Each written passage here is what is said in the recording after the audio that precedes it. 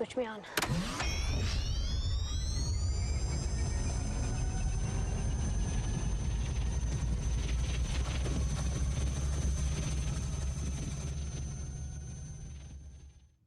Hey everybody, welcome back to the Proton Pack is Not a Toy. My name is Matt, and before I get started, I just wanted to say thank you to everyone who has watched the videos and subscribed and commented and liked them over the last week. This has been the best week for the Proton Pack is Not a Toy in terms of view count and subscribers, things of that nature.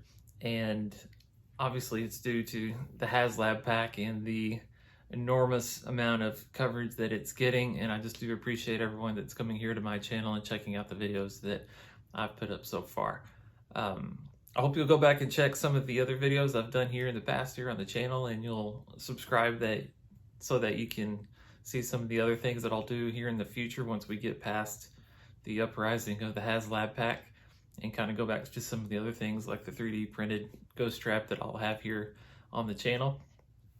But again, I just wanted to say thank you to everyone who has come across me over the last couple of days or weeks and commented. Usually I'll try to be more interactive with the comments here on the channel, but I've gotten so many over the last few days. I'm just trying to like them so you guys can see that I've seen your comment and I do appreciate it. And I just wanted to kind of give a blanket thank you here to so many of you who have said so many nice things and watched these videos here in the last few days. With that being said, today I'm going to show you something that I did to my pack that is something because I'm kind of an accuracy nut when it comes to the packs. And from the time that the HasLab pack was announced and they started showing the back side of the pack when it was in development and the way they had it mounted, it was something that I knew I was going to eventually do with my pack. And I finally got all the hardware I needed to do it, and that's changed the mounting points for the pack. As you'll see here, kind of from the side, you can see the two mounting points that are the same as the stock locations for the back, but I've drilled two new holes, one here in the middle and then one here behind the neck roll.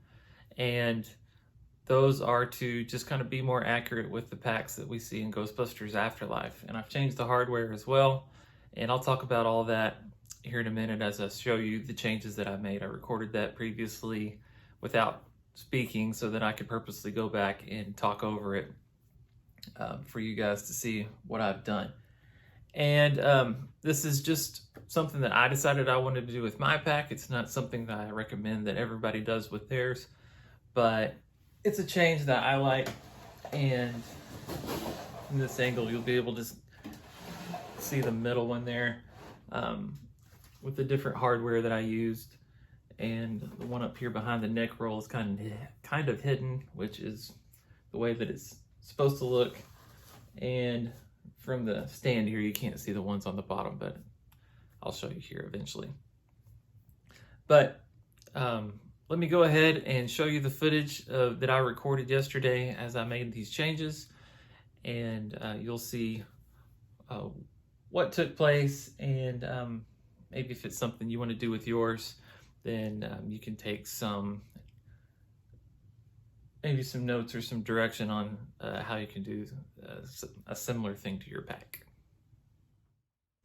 The first step in the process was to drill two new holes in the Alice frame itself. And I did this after taking measurements and making sure this was not going to interfere with anything on the inside of the pack, so it lines up well with the frame and the motherboard and the inside of the pack as well. And the measurements I took, the hole that I drilled that is closest to the crossbar here is 3 inches up from the crossbar, and then the one that you've already seen me drill here was about 5 inches above that, just enough underneath the neck roll to where it would be hidden from the front. So you really don't notice that it's there unless you're looking for it, which is consistent with what we see in the Phoebe packs on Ghostbusters Afterlife. And as these are drilled out, I used a 1/4 inch drill bit, and I was going to use 1/4-inch bolts to go in those holes. So I wanted them to be nice and tight and not have a lot of room for the bolts to wiggle around in there. I'm not sure what size hardware they used on the actual packs in the movie, but I've drilled these holes in Alice frames before, and in the upper holes I like to keep them as small as possible. So as some people put maybe 3/8 size holes in there, I prefer the 1/4 inch, because the smaller the hole, the more structural integrity you're still going to have with your frame. So while you are weakening your frame, the smaller the hole, the better. And it still achieves the look. So now what you're seeing, what I've done here, is I have put the brackets that come with the HasLab pack without the spacers at the bottom to keep it as flat as possible, and put the brackets on there so that everything lines up correctly and everything was straight. And then I used the holes I drilled in the frame as my guidelines for where to drill the holes in the motherboard, so everything will line up when I put the spacers in there with the bolts. So again, here's the one on the top, and that was the last hole that I would have to drill in this process. So it's 2 new holes in the frame and 2 new holes in the motherboard, and that is it. So if you're not looking for them, when you look at the back of the motherboard, there's kind of like First Avenue. There's already so many holes, we didn't think anybody would notice. So here, when you see me turn it over, there's really no glaring ugly spot on there. And as I took the frame off and cleaned it up from the other side, you can see that it's also pretty much invisible unless you're actually looking for the holes there. And I was happy with the way that the holes turned out. Everything lined up correctly, and with just a little bit of cleanup here, that's all it took. And then it got to the point where I'm going to change out the hardware that I'm using on the pack and not use the default hardware anymore that came with the HasLab pack. The hardware that comes with the pack is all metric. So for the smaller nuts and bolts, those are all M6, and the 2 larger holes at the bottom are M8. And since I wasn't drilling new holes for the 2 bottom mounting points, I'm using the same ones that came on the pack. I went and bought 2 M8 socket head cap screws and then 4 washers to go with it.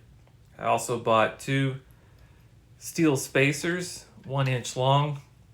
I believe they were 3/8 of an inch in diameter, and those were replacing the black ones that come with the pack. So I have a whole new setup, a whole new hardware there with those mounting points there at the bottom. I put 2 of the washers inside the little inset sections right there where the holes are, and then I used the other 2 washers at the base of the bolts before I put them inside the Alice frame, and then lowered those down onto the spacers and tightened those to the pack. The screen used Phoebe packs do have 1 inch spacers from what we've seen from the reference photos that Adam Savage provided. So I wanted to have those 1 inch spacers for mine as well. Now for the upper 2 holes, I have smaller hardware.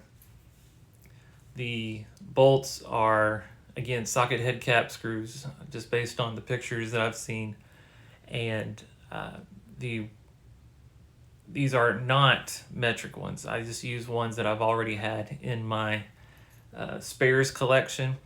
And these are 1/4 inch socket head cap screws, 1/4 20s, and the one I put in the lower section is 1.5 inches long, and then the upper one I put in was 2 inches long. I might go back and change the other one to be 2 inches as well, just so I can get more of a bite on the nut on the other side of it going forward. But for now, what I have on there is 2 inches on the top one and 1.5 on the bottom one. And so again, I used the washers on the outer side of the frame, right underneath the head of the screws. Ran those through, then put washers on the inside, and then I like to use wing nuts to help tighten these down easier. That way I don't have to use any kind of tools other than maybe like a drill bit or an Allen key on the front side of the pack. I can just tighten the nut with my hand just real quickly. So those come in handy, and I like to use those in my pack building. So as you can see, these are the 2 mounting points, and you can see how much more bite it has on the top one, so much more left over. And this one on the bottom, it just barely gets through. It's enough. I'm not worried about it not being enough, but I kind of like to have a little bit more on there. So again, that might be something I go back and make longer in the future. But you can see that it's very secure. I shake it around, making sure everything was nice and tight, and I'm not worried about this not being structurally sound at all, because this is the same setup I have on packs that weigh twice as much. The only question is how will the plastic motherboard hold up to it compared to an aluminum motherboard. Time will tell on that, so hopefully we won't have any cracking or any kind of wear. Here I'm showing you where the holes will line up on the inside of the pack, and it's right around the ribbon cable area and a little bit above there where there was a nice void. So those wing nuts are not going to interfere with anything on the inside of the pack itself. I did go in and put some masking tape on some of the wires that are in that area to kind of push them down and a little bit out of the way.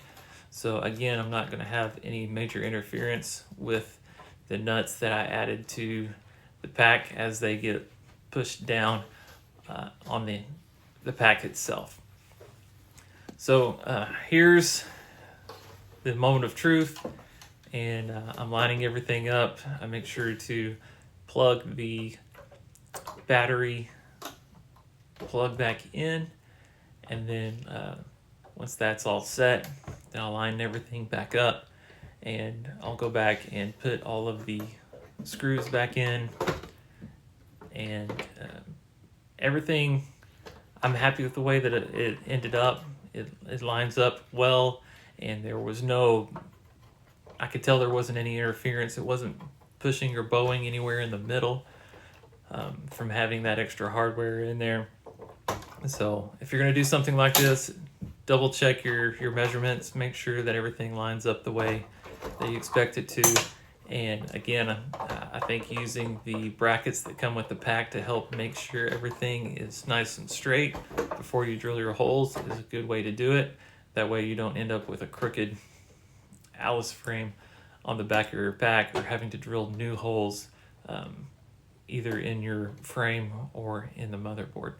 So there you see, everything is nice and tight. And then here I am wearing it, and you can see the gap in between the pack and the frame. And just for the heck of it, I decided to turn on all the lights and show it off and model it here for you guys. So that's the progress, and that's the process, I should say, of doing this. And if this is something you'd like to do, then maybe this will help you guys out.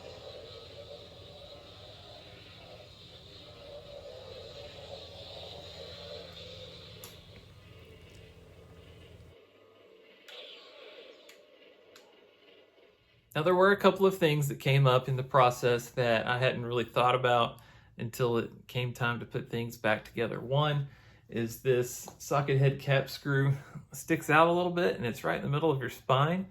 And that's something that can be addressed, because on the screen use packs, specifically the one we saw that Adam Savage had in his shop, you could see that not only is it a socket head cap screw there, but it also has a piece of foam or neoprene like this neck roll here. I've got a little bit extra left over from when I made my neck roll, and it's just the right size to where you poke a hole in it right there and it would fit just evenly with the top of the head of that screw.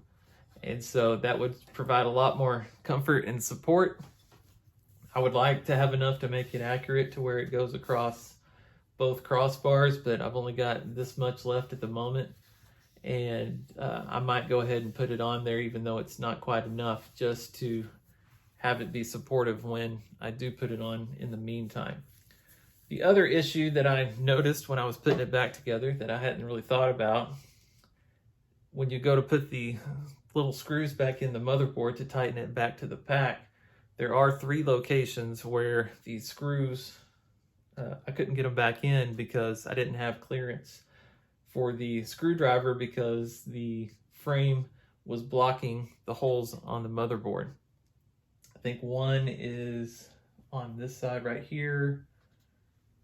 There's a hole right there that I was not able to get to, and there are 2 here underneath the crossbar that happen to be the ones for the beam line and the filler tube. And since I was not able to get those screws back in,